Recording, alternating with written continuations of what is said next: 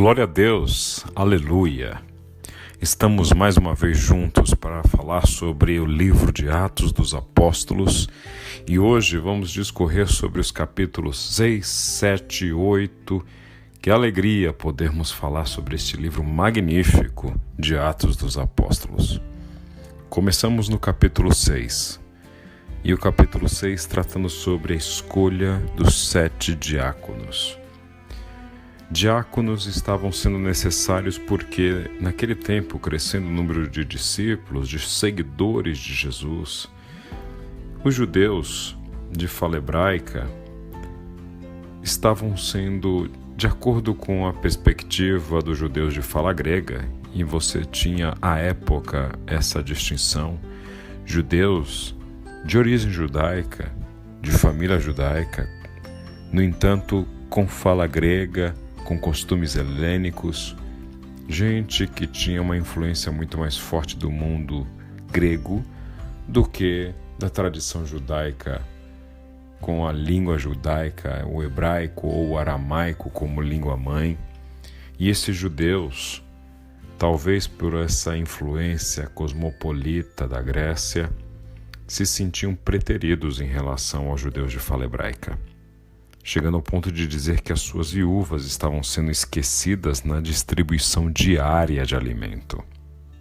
A igreja, com seu intenso serviço social, de auxílio, de socorro, como até hoje é reconhecida, naquela época já o fazia com relação às viúvas, essa categoria de pessoas à época tão desprezada. Vale a pena ressaltar por que viúvas sempre foram um importante alvo de atenção e de cuidado. No mundo extremamente machista de então, a mulher, enquanto objeto, não tinha muito valor à sociedade da época, senão de procriação e maternidade. Este papel que, para aquelas que eram estéreis, inclusive, deixava claro que elas não tinham muita serventia para a sociedade de então. As viúvas tornavam-se assim pessoas extremamente abandonadas, esquecidas, marginalizadas. Por isso, as viúvas eram alvo de atenção desse grupo de cristãos, pois eram pessoas que não tinham um marido para significar as suas vidas, uma família para sustentá-las. E é por isso que a igreja socorre-las. E os judeus de fala grega então começam a perceber que as suas viúvas estavam sendo preteridas, pois imagino que é ser mulher na sociedade do primeiro século. Imagino que é ser mulher na sociedade do primeiro século numa nação invadida como era Israel pelo Império Romano. Imagine o que é ser uma viúva neste lugar. E pior do que isso, uma viúva judia de fala grega. No entanto, os apóstolos se reúnem e decidem escolher homens, pessoas escolhidas por Deus para fazer esta obra, 7 homens de bom testemunho, cheios do espírito de sabedoria. Eles decidem o fazer para que não negligenciem o ministério da palavra, a fim de servir à mesa, pois entendiam que os 2 trabalhos eram dignos de atenção do Senhor. Por isso, assim como para a pregação da palavra, para servir as mesas das viúvas também seriam necessários homens e mulheres cheios do Espírito Santo. Esse trabalho não era menor. Este trabalho de servir as viúvas não era menos nobre. E daí vale sempre lembrar, a palavra de Deus não entende que pastores, pregadores, missionários têm algum serviço no reino mais importante do que médicos, advogados, professores, faxineiros, frentistas.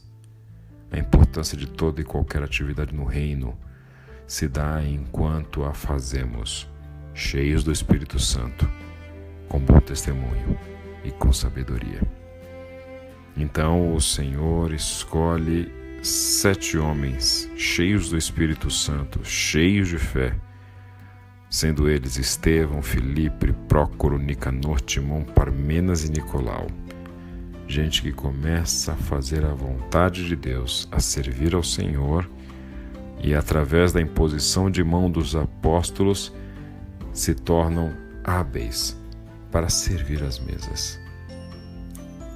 Então a palavra do Senhor se espalha, e dentre esses promotores da palavra está um desses diáconos, um dos que serviam à mesa, Estevão, nosso querido Estevão. Estevão era um homem escolhido por Deus, cheio de graça e de seu poder, que passa a realizar maravilhas e sinais entre o povo. Começa a propagar a mensagem da libertação, e este homem não podiam lhe resistir à sua sabedoria e ao espírito com que ele falava. Subornaram então os seus algozes, alguns homens, para dizerem ouvir que Estevão teria proferido blasfêmias contra Moisés e contra Deus. Agitaram o povo, os líderes religiosos e os mestres da lei. Prenderam Estevão, levaram-no ao sinédrio. Ali apresentaram falsas testemunhas, manipulando o sistema de justiça, a lei contra Estevão, dizendo que ele não parava de falar contra o templo, contra a casa de Deus, contra a lei. E vemos então toda a manipulação de gente maligna contra este homem de Deus. No entanto, o capítulo 7 nos apresenta este homem cheio do Espírito Santo, naquele que é o discurso mais longo relatado por Lucas no livro de Atos. Começa Estevão a rememorar a história de Israel. Estevão se volta para aquele povo, para aquele grupo de poderosos judeus que o perseguiam, e começa a relembrá-los. Desde Abraão, quando Deus o chama em Ur dos Caldeus, dizendo: sai da tua terra, da tua parentela, vai para o lugar que eu te mostrarei. Seus filhos então vêm: Isaque, o filho da promessa, Jacó, José. Deus eleva José ainda como escravo, faz milagres e maravilhas para que José se torne poderoso no Egito.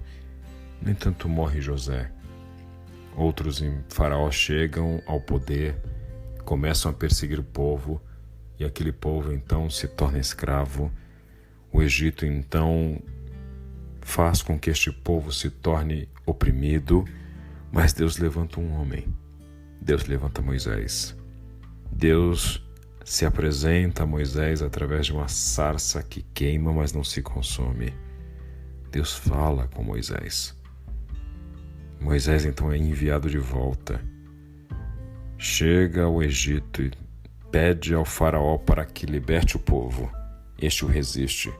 10 pragas são enviadas. Deus tira seu povo com mão forte do Egito. O mar se abre. Deus então conduz o seu povo pelo deserto. É este povo que então Estevão relembra. Vocês que viveram milagres e maravilhas, se tornaram traidores e assassinos. Vocês decidiram escolher um assassino no lugar do Filho de Deus, Jesus de Nazaré.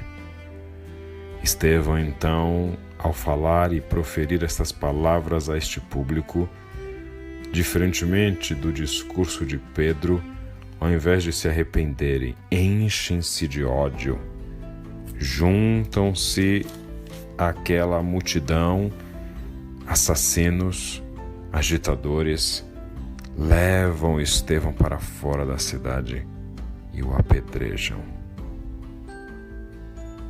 Estevão é morto, mas não sem antes olhar para os céus e dizer: eis que vejo os céus abertos e o Filho do Homem em pé à direita de Deus. Ao dizer isso, estes homens taparam seus ouvidos e começaram a gritar desesperadamente. Arrastaram-no, começaram a apedrejá-lo, e enquanto apedrejavam, diz Lucas, Estevão ora, fecha seus olhos e diz: Senhor Jesus, recebe o meu espírito. Cai de joelhos e mais uma vez brada: Senhor, não os consideres culpados deste pecado. E tendo dito isso, adormeceu para acordar nos braços do Senhor Jesus. Junto com aquela multidão estava um menino, um moço, um homem, um dos líderes daquela multidão, um judeu zeloso, um judeu tão zeloso que perseguia cristãos por entender que esta seita estava querendo destruir aquilo que Deus havia dado como promessa, pois falava a respeito de um Messias que não havia vencido do ponto de vista deste homem, mas que havia sido massacrado pelo império. Algo inimaginável para um judeu zeloso e ortodoxo que esperava um Messias vencedor invicto, general de guerra.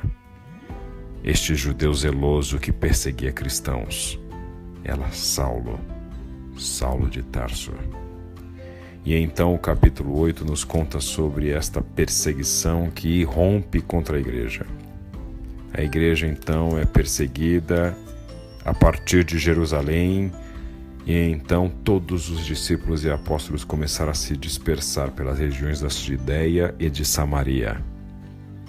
Homens sepultaram Estevão, e Saulo, por sua vez, devastava a igreja. Ia de casa em casa, arrastava homens e mulheres e os lançava na prisão. Neste meio tempo, Filipe, mais um diácono, mais um daqueles que simplesmente foi escolhido por Deus, cheio do Espírito Santo, para servir as mesas das viúvas. Filipe vai a Samaria, começa a pregar o evangelho da salvação. Doentes são curados, pessoas são libertas, espíritos imundos saem de muitos. O Senhor cura paralíticos, mancos, grande alegria em Samaria. E a obra do Senhor continua, pois o Senhor vai fazendo milagres e maravilhas, e um homem chamado Simão, um mágico, começa a perceber este poder divino que eles chamavam o grande poder. Este mago começa a perceber que os apóstolos faziam milagres e maravilhas, e então, vendo Simão que o Espírito era dado com a imposição de mãos dos apóstolos, oferece-lhes dinheiro e diz a eles: me dei também este poder, para que a pessoa sobre quem eu puser as mãos receba o Espírito Santo. No entanto, Pedro responde: pereça com você o seu dinheiro. Você pensa que pode comprar o dom de Deus com dinheiro? Você não tem parte nem direito algum neste ministério, porque o seu coração não é reto diante de Deus. Arrependa-se. Arrependa-se dessa maldade e ore ao Senhor. Simão então responde: orem vocês por mim, para que não me aconteça nada do que vocês disseram. E então segue a obra do Senhor. E nos conta Lucas a respeito do encontro de Filipe com o etíope. Nos diz o escritor Lucas que um anjo do Senhor disse a Filipe: vá para o sul, para a estrada deserta que desce de Jerusalém a Gaze. Quando ele caminha por essa estrada, encontrou um eunuco etíope, um oficial importante da rainha de Candace, a rainha dos etíopes. E então ele percebe que este homem lia o livro do profeta Isaías sentado em sua carruagem. E o Espírito Santo então diz a Filipe: aproxime-se dessa carruagem e acompanha. Então Filipe corre e, quando vê o homem lendo o profeta Isaías, lhe pergunta: você entende o que está lendo? Ele respondeu: como eu posso entender se alguém não me explicar? Eu me lembro de uma oportunidade na minha vida onde, em uma viagem a trabalho a Curitiba, entrei num táxi no aeroporto e, ao olhar para a porta do passageiro daquele táxi, vi que havia uma Bíblia. Estava preocupado com muitas questões, com os problemas que deveria resolver naquele dia, mas ao olhar aquela Bíblia eu me volto para o motorista e lhe pergunto: o senhor lê este livro? O que o senhor entende dele? E o motorista então me responde: eu não entendo o que eu leio. Naquele mesmo instante me veio à mente essa história de Filipe e o eunuco. E então, assim como Filipe, guardadas as devidas proporções, humildemente, eu me volto para aquele taxista e começo-lhe a explicar a respeito do Evangelho. Eu me lembro que ao chegar ao local final de minha viagem, aquele taxista então se vira para mim e diz: você pode orar por mim? Oro por aquele homem. E antes de sair do carro, então ele me diz: essa foi a melhor viagem que eu já fiz. Isso tudo porque aconteceu naquele táxi em Curitiba, o mesmo que aconteceu com Filipe e o eunuco. O Senhor nos convida a fazer parte de sua obra. Nós não fazemos a obra, nós somos instrumentos dela, pois quem faz é o Espírito. Por isso, bem dizem alguns teólogos, como já dissemos em episódios anteriores, não são atos dos apóstolos. O ideal seria chamá-los atos do Espírito Santo, pois o Espírito Santo é quem faz, é Ele quem age, Ele é quem toca o coração daquele que precisa de uma palavra de fé. Aconteceu assim com o eunuco. E o eunuco então, após ouvir a pregação de Filipe, ao passar por um lugar onde havia água, vira-se para Filipe e diz: aqui tem água, por que então você não me batiza? E então o Senhor age através de Filipe, e Filipe então pergunta àquele homem: você crê de todo o coração? Ao que responde o eunuco: eu creio que Jesus Cristo é o Filho de Deus. Ao ser batizado e então, imediatamente ao sair da água, o Espírito do Senhor arrebata Filipe, e o eunuco não o viu mais, mas cheio de alegria, seguiu o seu caminho. Lemos aqui histórias poderosas, histórias que envolvem a obra do Espírito Santo, mas também histórias de muita perseguição. E este é um ponto que vale ressaltar destes 3 capítulos. Quando falamos em perseguição em Atos dos Apóstolos, nós vemos que ela é recorrente, é intensa na vida da igreja. E eu diria que perseguição é algo inerente à vida cristã.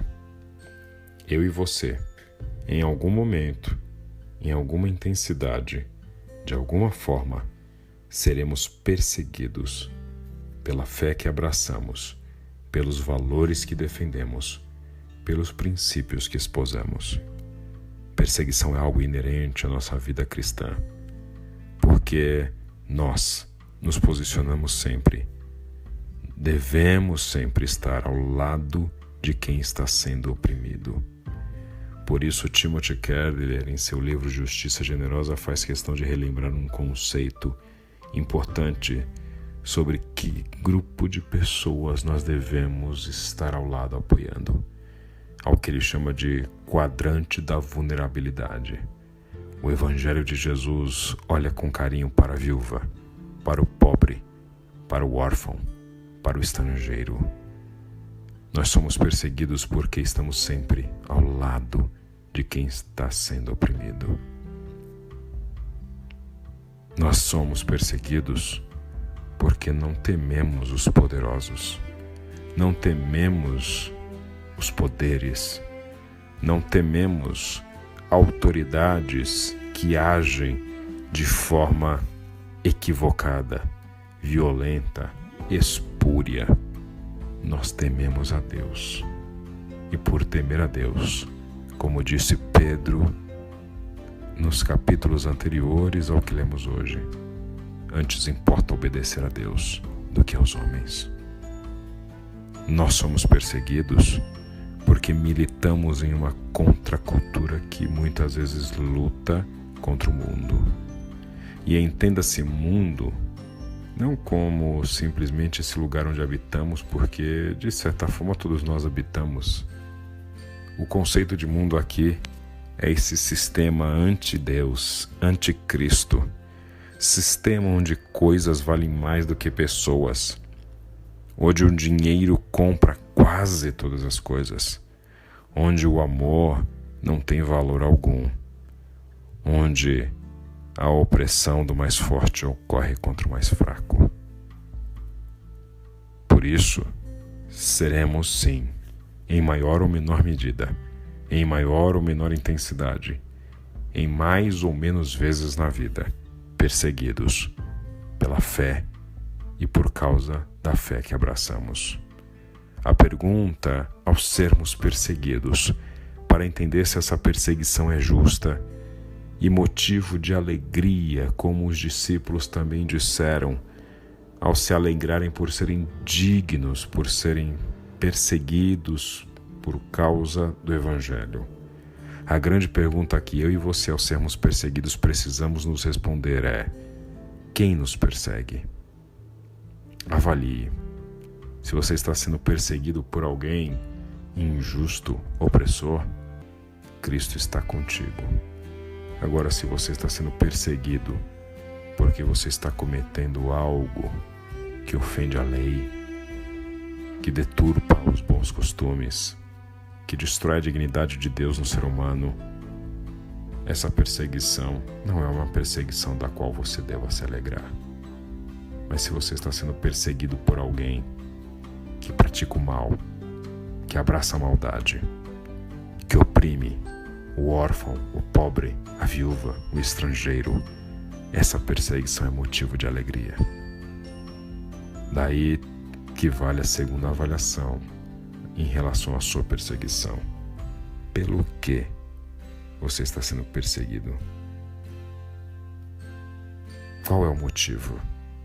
Quais são as razões? São nobres? São justas? São honestas? São fiéis? São dignas de fé? Você está sendo perseguido por amar? Está sendo perseguido por praticar o bem? Ou está sendo perseguido simplesmente por vaidade, orgulho, luta pelo poder? A terceira pergunta, que é: para quê? Lhe convido a acalmar o seu coração e deixar que Deus responda esta pergunta. Muitos de nós gostaríamos de entender para que, Senhor, estamos sendo perseguidos. Mas eu lhe digo, esta resposta, talvez só compreendamos ela na sua integralidade no dia em que encontrarmos com o Senhor nas nuvens e Ele disser: venha, bendito do meu Pai.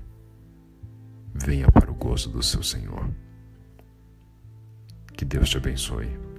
Esteja você em perseguição ou não, mas que Deus te abençoe.